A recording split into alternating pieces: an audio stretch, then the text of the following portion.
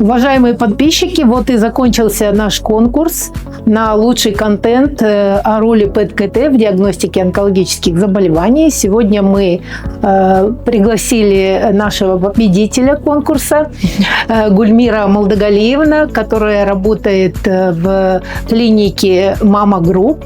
Вручаем приз, который она заслужила, и поздравляем ее с победой на нашем конкурсе. Поздравляем вас, Гульмира. Вот ваш приз, iPhone. Спасибо. Будем надеяться, что ваши контенты будут очень полезны для нашего населения. И в будущем желаю вам вот таких побед не только на конкурсах, но и на профессиональном поприще. Сәлеметсіздер ме? Мен Каюпова Гүлмира Молдагалиевна, онколог маммолог дәрігермін.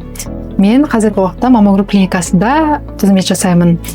Күнделікті жұмысында барлық пациенттердің өмір сапасын жақсартуға, сүт без ауруларын ерте анықтауға және онкологияның алдын алу мен үшін өте маңызды. МИК ядролық медициналық орталығын ұйымдастырған конкурсына қатысып, жеңімпаз атану мен үшін үлкен қуаныш және мәртебе. Осы орайда сіздерге көп алғысымды білдіргім келеді және сіздерге жұмыстарыңызға табыс тілегім келеді.